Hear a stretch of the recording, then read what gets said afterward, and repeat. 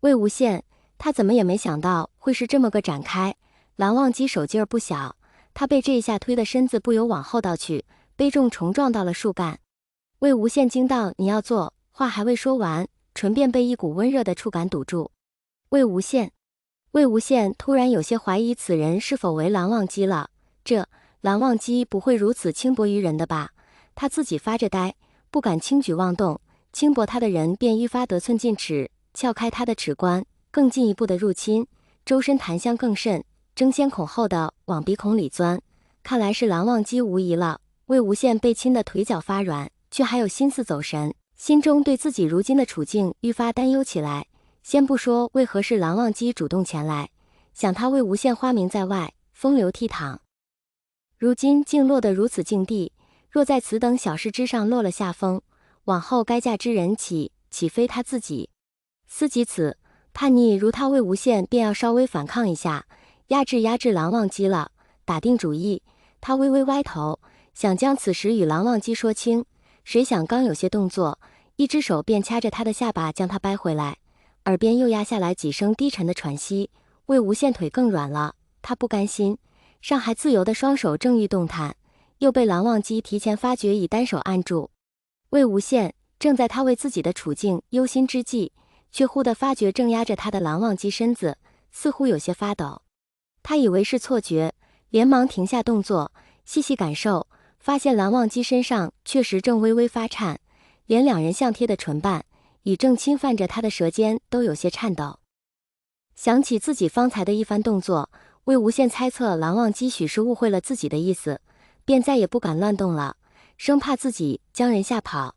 此时他已被那动作略微粗暴的打稳打赌的有些透不过气来，却慢慢迎合上去。本以为如此能稍稍将蓝忘机安抚下来，谁想蓝忘机动作反而愈发粗暴起来。魏无羡脑子浑浑噩噩，身子也瘫软成一团，待到自己眼前一片漆黑之中冒出点点金星之时，蓝忘机却突然将他松开，清冷的檀香瞬间淡去。魏无羡自己险些被气笑，连忙起身滚下树枝，连眼上附着的黑布都未来得及拉下，扯开嗓子吼道：“蓝湛！”蓝忘机也是将人按在树上轻薄了好一会儿才猛然回神的，脑子还不甚清醒，身子便已先一步做出反应，扭头冲出数丈，才堪堪想起魏无羡眼睛还蒙着，正想接机离开此处，身后却传来扑通一声，他脚步顿了顿，还是决定先走，谁想身后又一声蓝湛，他彻底迈不动步了。魏无羡就地一滚，灵活地翻身站起，因着腿软，身子还晃了晃，勉强稳住身形。那不蒙得时间长了，猛然见光，有些不适，待眼数个白衣身影归一，才往蓝忘机那边冲去。蓝湛，蓝忘机，他两只脚粘住一般，身子僵着一动也不敢动，听身后脚步渐近，心悬在嗓子眼儿，狂跳不止。方才一系列事件发生太过突然，魏无羡也没大反应过来，好在蓝忘机专心闻，他专心走神，才堪堪占得先机。先前想了那么多对付传说中的情敌之法，如今却不战而胜了，心中窃喜。再见蓝忘机如此，只恨自己当初想的太多。他复着手，缓缓踱到蓝忘机面前，摇摇头，感慨道：“可以呀，韩光君。”蓝忘机从耳尖到耳垂红了个透，颤声道：“魏婴，我。”魏无羡诚心夸赞道：“稳答计不错。”蓝忘机见他没反应，魏无羡清清嗓子，又道：“韩光君，稳答计不错。”蓝忘机羞窘万分，打从娘胎里落地至今，从未被人这么夸赞过，愣愣的也不知该如何回，恍然间竟微微点了点头。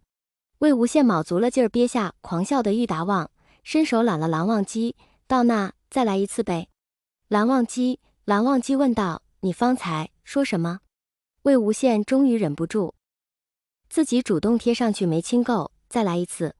蓝忘机伸手将他抵住：“魏婴，你。”魏无羡道：“放心，蓝湛，我清醒得很。”魏无羡道：“你特别好，我喜欢你。”魏无羡道：“我发誓，我绝对没有骗你，我想一辈子跟你在一起，我会娶，算了，若是嫁也不是不可以。”魏无羡道：“所以再来一次呗。”蓝忘机再度被按在树上亲到腿软腰软，动弹不得的时候，魏无羡终于能够直面自己似乎只能是嫁出去的那个这么一个事实，悲戚一阵。待蓝忘机好不容易将他松开，喘着粗气询问蓝湛：“你这不学好啊？老实交代，怎么学的？”蓝忘机如实答道：“无人教，也未曾学。”魏无羡点头，整个人靠在蓝忘机身上才不至于滑下去，心中对他油然而生一种某种名为敬佩的情绪。无人教，也未曾学，无师自通，自学成才吗？那你这也太厉害了！蓝忘机羞赧不已，又不知该如何作答，只得伸手将魏无羡扶好，又替他理了理方才弄乱的衣领。